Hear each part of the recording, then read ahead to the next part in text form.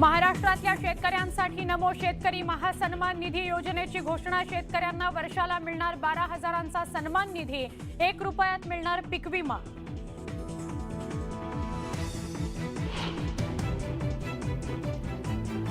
राज्यात पुन्हा Marathwada water grid प्रकल्प राबवण्याचा राज्य सरकारचा प्रस्ताव। आता केवळ केंद्राच्या मंजुरीची प्रतीक्षा। वॉटर ग्रीड अंतर्गत गंगापूर, वैजापूर, पैठणला जायकवाडीतून पुरवणार पाणी।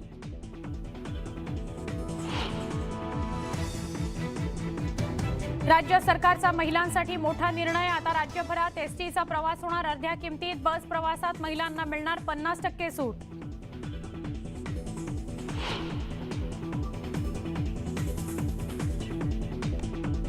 आशा सेविकांचं मानधन 3,500वरून 5,000वर, तर गटप्रवर्तकांचं मानधन 4,700 रुपयांवरून 6,200 रुपयांवर।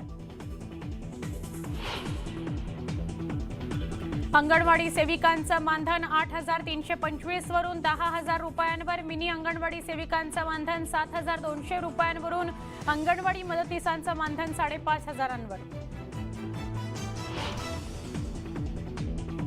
राज्यात नवीन 14 वैद्यकीय महाविद्यालय बांधणार। सिंधुदुर्ग, रत्नागिरी, धाराशिव, ठाण्यासह 14 ठिकाणी बांधणार महाविद्यालय। यावर्षीच काम सुरू करण्याचा राज्य सरकारचा मानस।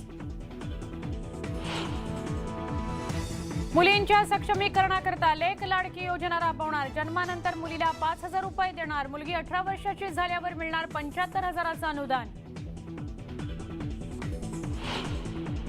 संजय गांधी निराधार योजना आणि श्रावणबाळ योजनेतील अर्थसहाय्यात वाढ। आता 1,000 ऐवजी 1,500 रुपये महिना मिळणार। दीपावली पाठोपाठ आता गुढीपाडवा आणि आंबेडकर जयंतीलाही मिळणार आनंदाचा शिधा। राज्य सरकारकडून 473 कोटींची तरतूद।